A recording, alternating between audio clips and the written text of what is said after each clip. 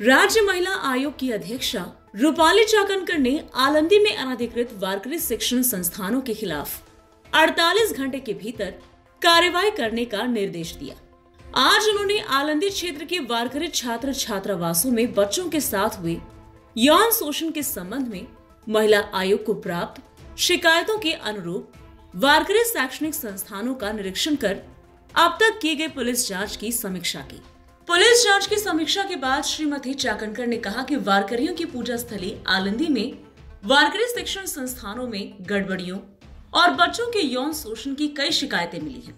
जिस मामले में केस दर्ज किया गया है, पुलिस को तुरंत उसकी जांच करनी चाहिए। साथ ही उन्होंने कहा कि पुलिस को पहल करनी चाहिए और बच्चों को विश्वास में लेना चाहिए। अगर ऐसी कोई घटना हुई तो उस संबंध में कार्यवाही की जानी चाहिए। गेली 5 दिवसापूर्वी आळंदीकर ग्रामस्थ यांच्या वतीनं माझ्या राज्य महिला आयोगाला तक्रार दाखल करण्यात आली होती। यामध्ये आळंदी परिसरातील बुवा मंडळींच्याकडून संचालित वारकरी शिक्षण संस्था म्हणजेच अनधिकृत शालेय विद्यार्थी वसतिगृहात होणाऱ्या बाल अनैसर्गिक लैंगिक शोषणाबाबत आणि यामध्ये अनेक मुद्दे दिलेत। आळंदी परिसरामध्ये 200 पेक्षा जास्त बाहेरगावच्या बुवा लोकांकडून वारकरी शिक्षण संस्था या नावाने अल्पवयीन शालेय विद्यार्थ्यांकडून वार्षिक फी घेऊन उत्पन्नाचे साधन म्हणून व्यावसायिक तत्वावर अनधिकृत वसतिगृह चालवली जातात। हे वारकरी विद्यार्थी वसतिगृह चालवताना शासनाचे निर्धारित केलेले निकष न पाळून बालकांचे अनेक प्रकारे शोषण करत असतात।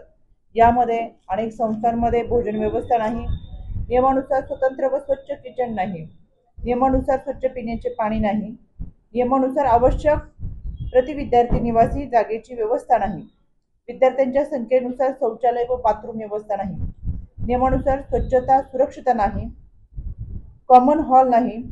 त्याचबरोबर अल्पवयीन मुलांचा अनेक मार्गाने आर्थिक दुरुपयोग केला जातो। यामध्ये मिरवणुकीसाठी पैसे देऊन भाडे तत्वावर सुपारी घेऊन छोटी छोटी मुलेही दिली जातात। पैसे घेऊन मुलांना कीर्तनात तासनतास टाळ घेऊन उभे करण्यात येते। पैसे घेऊन गावोगावी मिरवणुकीसाठी अल्पवयीन मुलांना पाठवले जाते। भोजनाचा खर्च वाचावा म्हणून आळंदीत वेगवेगळ्या सप्ताहाच्या पंक्तीत, लग्नाच्या पंक्तीत त्या लहान मुलांना वारकरी वेश करून भोजनाकरता अपमान सहन करून उभे केले जाते। या सगळ्यात वाईट गोष्ट म्हणजे लैंगिक शोषण करून त्यांना वाईट सवयी लावल्या जातात। धार्मिक संस्कारचा सोडाच ते अत्यंत नीच अनैसर्गिक कर्म या विद्यार्थ्यांबरोबर केले जाते। हा अनाचार आळंदीत शिष्टाचार आहे। यातील काही बाल लैंगिक शोषणाच्या केसेस या बुवा लोकांचे नाव खराब होऊ नये म्हणून स्थानिक एजंटच्या माध्यमातून आपसात मिटवले जातात, परंतु पालक अब्रूदार असल्यास गुन्हे दाखल होतात। काही केसेसमध्ये काही बुवांना कोर्टाकडून शिक्षाही ठोठावण्यात आले आहेत, ते जेलमध्ये आहेत। या अल्पवयीन मुलांच्या वसतिगृहासाठी आवश्यक असलेली समाज कल्याण खात्यांच्या महिला व बाल विकास खात्याची परवानगी घेतलेली नाही। त्याचबरोबर गरजू व गरीब धार्मिक पालक आपल्या पाल्याच्या वारकरी सांप्रदायिक परमार्शिक संस्कार व्हावेत म्हणून पैसे भरून अनधिकृत वारकरी शिक्षण संस्थांमध्ये ठेवतात। येथे मात्र संस्था चालकांकडून अनेक प्रकारच्या शोषणाबरोबरच अनैसर्गिक गलिच्छ लैंगिक शोषण या अल्पवयीन मुलांच्या बाबत घडलं जातं। या आणि अशा अनेक तक्रारी या आळंदीकर ग्रामस्थांच्या वतीनं करण्यात आलेल्या आहेत। यामध्ये आत्ताच 8 जानेवारीला घडलेली घटना आळंदीतील संस्थांवर वचक कोण ठेवणार म्हणून होत्या। यामध्ये अल्पवयीन मुलावर अनैसर्गिक कृत्य करणाऱ्या महाराजाला अटक करण्यात आली। ही जानेवारी महिन्यामधली घटना आहे, आपल्या सगळ्यांना याबाबत माहितीच आहे। अशा अनेक प्रकारचे गुन्हे इथल्या ते स्वतःला बुवा म्हणून घेणारे आहेत त्यांच्यावरती दाखल करण्यात आले आणि अशा पद्धतीची तक्रार ही आळंदीकर ग्रामस्थांनी माझ्याकडे दिल्यानंतर मी आज इथं व्हिजिटसाठी आलेले आहे। माझ्या राज्य महिला आयोगाच्या वतीने मी तातडीने कारवाई करण्याच्या सूचना या विभागाला दिलेत। माझ्या समवेत पोलीस उपायुक्त शिवाजी पवार असतील, उपविभागीय अधिकारी अनिल धोंडे, माझ्या सदस्य सचिव नंदिनी आवडे, त्याचबरोबर महिला बाल हक्क संरक्षण आयोगाच्या जयश्री काळे पालवे, डी भोसले पाटील आहेत, सौरभ गव्हाणे आहेत, देवरे आहेत आणि या सगळ्यांबरोबरच आज या ठिकाणी यांच्या उपस्थितीमध्ये ग्रामस्थांचं म्हणणं ऐकून घेत त्यांना सूचना देण्यात आलेल्या आहेत।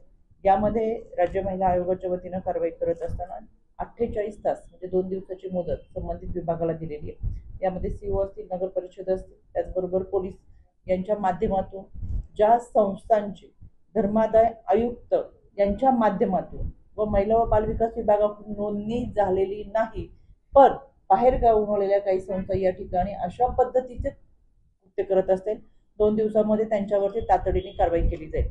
तसेच ज्या संस्थांना धर्मदाय आयुक्तांची परवानगी आहे पण ही कोणतीच नियमावली ते पाळत नाही त्यांच्यावर देखील कारवाई केली जाईल। खरं तर या सगळ्यांना एक नियमावली ठरवून दिलेली आहे। यामध्ये आळंदी इथे एकूण शिक्षण संस्था आहेत 175, त्याच्यामध्ये आळंदीच्या आहेत 115 आणि दिघीच्या आहेत 60। यामध्ये वारकरी शिक्षण संस्थांमध्ये वारकरी शिक्षण घेणारे एकूण विद्यार्थी संख्या आहे 5000। याच्यामध्ये फक्त मुले असणारी वारकरी संस्था आहे 158, फक्त मुली असणाऱ्या वारकरी संस्था आहेत 4 आणि मुलं आणि मुली एकत्र असणाऱ्या संस्था आहेत 13। पण अशा काही तक्रारी आलेत की मुलं आणि मुले एकत्र असणाऱ्या संस्थांमध्ये यांची राहण्याची स्वतंत्र व्यवस्था नाही, त्याच्यामुळे अनेक आतापर्यंतच्या घटना घडलेल्या आहेत ज्याच्यामध्ये तक्रार दाखल केलेली आहे। संबंधित संस्था चालकांना देखील अटक करण्यात आली। पण वारंवार दर 10 ते 15 दिवसानंतर एखादी अशी घटना घडते, याला लगाम घालण्यासाठी राज्य महिला आयोगाकडून कारवाई करण्याच्या सूचना आज तातडीने दिलेल्या आहेत। 48 तासामध्ये या संस्थांवरती कारवाई करावी आणि त्याचा अहवाल राज्य महिला आयोगाला सादर करावा अशा पद्धतीच्या सूचना संबंधित विभागाला दिलेल्या आहेत।